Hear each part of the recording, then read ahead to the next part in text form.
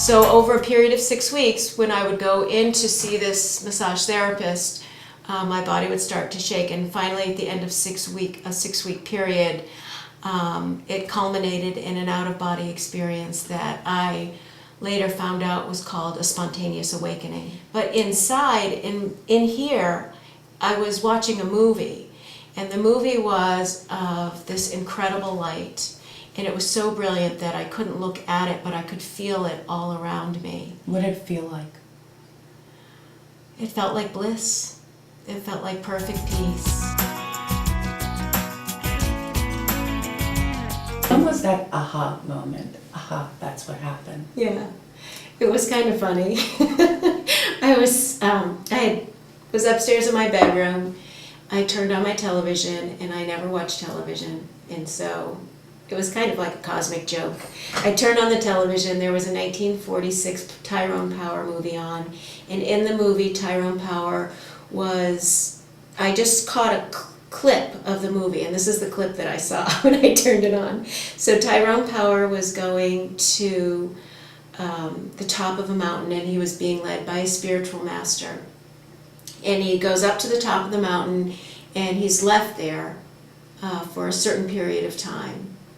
And after a certain period of time goes by, the spiritual master comes back to get him, and the master looks into his eyes and says, "Oh, my son, I see you have changed."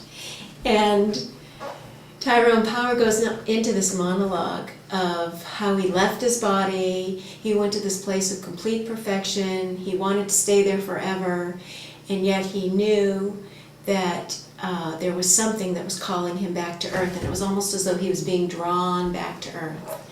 And at that point, I burst into tears. I was sitting on the edge of my bed, and I thought, okay, I got it. Mm-hmm. My first question was, really? Why me? Are you kidding me? I have 3 little kids, 3, 6, and 9. I just want to be a good Jewish mother. I'm so busy, you've got to be kidding me. And here it was, it felt like I was watching all these movies inside of my head of things that existed in the more subtle levels of consciousness that we can't see with our naked eyes. And yet I was seeing all kinds of things, hearing things. I had what I call these knowings pouring through me, and I was trying to do constantly trying to do laundry, trying to go to the grocery store. Get out of my head. I remember there was one time I was walking up the stairs and I had a big, huge pile of clean laundry, and of course, little baby socks are dropping all over the laundry, dropping all over the floor. And I sat down on the stairs and I started to cry, and I said, "Really? Could you possibly pick someone else right now? I am too busy to be dealing with all of this." And because I had no prior intellectual knowledge about the experience, I wasn't a seeker, I wasn't looking, I had no language around it, because most of the things that happened to me, I had no prior intellectual experience or knowledge of them. So as they were happening, what I would do is I would call my friend the psychiatrist who lived in Calgary, or I was meeting with the minister once a week. The rabbi was incredibly helpful, and they were giving me examples from all of their texts, their religious and spiritual and cultural texts, of stories of people who climbed the ladder, like Jacob, to heaven, and were giving me stories from the Torah and the Bible and the different Hindu spiritual texts. Affirmations. Affirmations and validity that this is happening to you.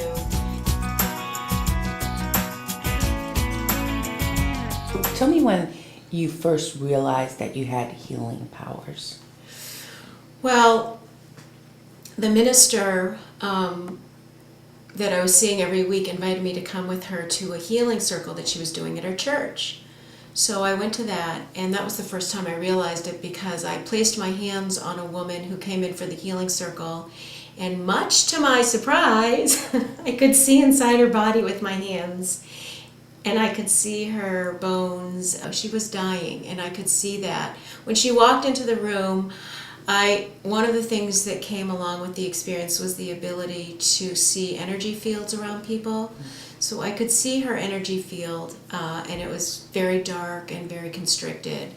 And when I put my hands on her, I could actually see inside of her body. And that was... What did you see? uh, Why are you laughing? because, again, you know, if it didn't happen to me, I wouldn't believe it. Well, before you answer me, let's address that, because, you know, for some people watching this, they could be just non-believers. What do you say? This is crazy. What is she talking about? What do you say at this incredible story that a lot of people will have a hard time believing? You know what? It's not up to me to have them believe or not believe. I can simply tell my story, and then they can take out of it what they like and leave the rest behind. And if it resonates with someone or it helps even one person, then I've done a good job. Have the people that come to you, they've actually healed from cancer? Some of them have. Yes, some of them have. Some of them have, some of them have extended their lives, and some of them have moved into their deaths with a lot more comfortable, because I can share with them what happened to me, and I can be joyful about their passing, whereas for most of their loved ones it's a very painful and sad or sorrowful experience. But they would come to see me and I'd be so excited for them. Because you know where they're going? Because I know where they're going, and I would say to them, "You're going to get there before I am. I'm so jealous. And now let me just tell you, when I get there, I want a big party." So on the way here, I was thinking, is she going to be able to look at me and know how I feel and my past and my future? And you said you didn't want to do it. Well, you didn't want to do it. Why? Okay, well, Noel, my editor for my book, and I have been talking about this for a long time. And so we did a group healing this past week for a man who was looking at having his foot amputated. And I had my meditation, he's part of my meditation class, and he came and he was on the healing table, and I had the meditation class around. So when he was on the table, I did look into his ankle to see what was going on. And when the healing was all over and we had shared, you know, amongst the meditation class what had happened, I said to him, "Here's what's going on in your ankle." And I could actually see what was going on in his ankle. However, what happened many years ago was that people were coming to see me to test me to see if I was for real or if I was faking. And that was the reason they were coming to see me. Not for the real reason. The most important thing is that for me, we are divinely connected. And the most important message that I have for people is that we are here to give and receive unconditional love, and we all do that in different ways. Once I start pulling things out of my bag of magic, which seems like magic, it detracts from the most important part of the message that I was given that day. Because all of the things that are the clairvoyance, the ability to see, the clairsentience, the ability to feel, the clairaudience, the ability to hear things that we can't necessarily hear or see or feel, all those things, for me, will detract from the big picture. I do use that skill set, but I would not use it as a channel. I'm not a channel. I wouldn't use it as a medium would use it. I'm not a medium. Your purpose is healing. My purpose is for healing, and also for helping another person understand themselves and awaken to who they truly are. For them to remember their goodness, their sense of humor, their kindness, their generosity, their own skill set that they have been given. Not my skill set, but their skill set. And the skill set that seems like hocus pocus can be extremely distracting, because that's what people want to know. They want to know, can you telekinetically move that plant back and forth? Can you astral project into another town? Can you see through me? Do you know, like you said, what did I have for breakfast? I always can sense somebody's mood and their energy around them, so I can, automatically that happens to me. If you're watching television, you are watching television on a flat screen, you have, just that dimension. Then you come out of the television and you are now in a more multi-dimensional place. Well, when you leave your body like I did that day, there are even more dimensions that you live in, that you exist in, that are indescribable to this world because they don't exist here. So for me, I call that energy God, but it's called by many names, and I hesitate to use one word around it because people have so many memories, not always positive memories of religious institutions. I do believe that every major religion and even minor religion started with some Slav, just like me, sitting on the side of a mountain or sitting, out in nature, or for me it was on a massage table, and they had an awakening that unfolded inside of them that represented something so much greater than anything we could ever really explain using language.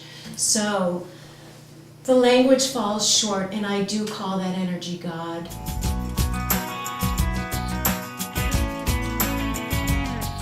It was the first healing that I did that I knew that I was going to be doing that. The very first healing that I did.